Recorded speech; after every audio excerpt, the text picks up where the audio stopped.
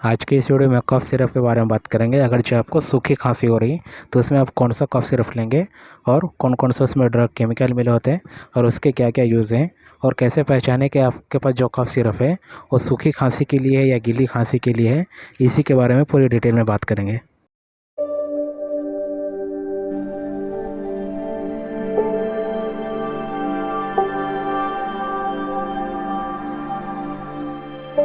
तो सबसे पहले ये देख लेते हैं सूखी खांसी के लिए, ड्राई कफ के लिए कौन कौन से सिरप जो है पॉपुलर अवेलेबल है मार्केट में।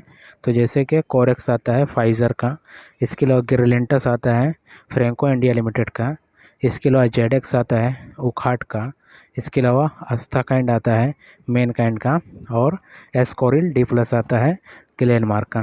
तो ये सब कुछ पॉपुलर सिरप है जो ड्राई कफ के लिए मार्केट में अवेलेबल है। इसके अलावा एक और है जो पॉपुलर है जैसे कि टस्क्यू डीएक्स है, तो ये भी बहुत ही पॉपुलर है और ये भी आपको कोई सी भी मेडिकल स्टोर में मिल जाएगी।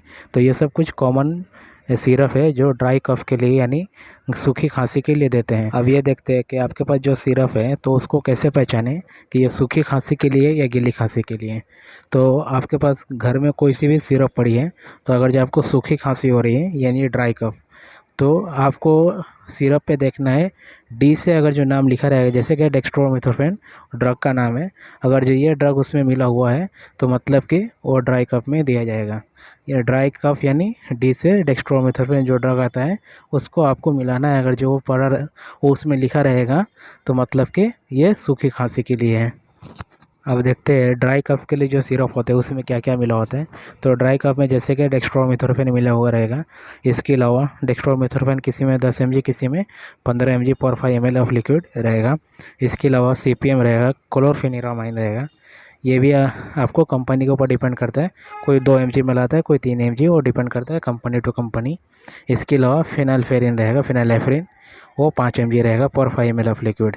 तो ये तीनों कंपोजिशन है जो कि ड्राई कफ के लिए ज़्यादा मोस्टली सिरप में ही अवेलेबल रहता है। आप कोई भी सिरप लेंगे ड्राई कफ के लिए तो उसमें आपको यही 3 कंपोजिशन मिलेगा। अब देखते हैं इसमें जो कंपोजिशन मिले होते हैं तो इसके यूज़ क्या है। तो जैसे कि डेक्स्ट्रोमेथोर्फेन मिला होता है, तो डेक्स्ट्रोमेथोर्फेन एक कफ सप्रेसेंट है, कफ को सप्रेस करेगा। इसके अलावा क्लोरफेनिरामाइन रहता है, CPM रहता है। तो CPM एक एंटी हिस्टामाइन है। आपके बॉडी में जो भी हिस्टामाइन रहेगा, हिस्टामाइन इफेक्ट जैसे कि एलर्जिक रिएक्शन वगैरह रहेगा, आँख से नाक से पानी बहेगा या जो भी हिस्टामाइनिक इफेक्ट रहेगा उसको वो कम करेगा।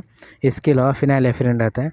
तो फिनाइलेफ्रिन नेसल डिकंजेस्टेंट है और जब आपका नाक वगैरह जाम हो गया है तो ये सब कंडीशन में फिनाइलेफ्रिन काम करेगा।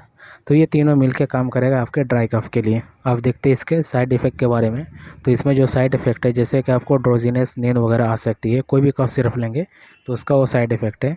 वो होता क्यों है, क्योंकि कफ सिरप में जो ड्राई कफ के लिए डेक्स्ट्रोमेथोर्फेन रहता है तो ये नींद में ड्रोजीनेस इफेक्ट को इंड्यूस करता है। अगर जो ज़्यादा डेक्स्ट्रोमेथोर्फेन लेंगे तो आपको नींद वगैरह आ सकती है।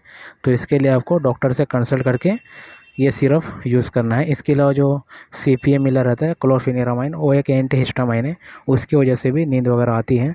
तो ये सब कंडीशन में आपको डॉक्टर को बता करके डोज लेना है कि आपको कितना लेना चाहिए।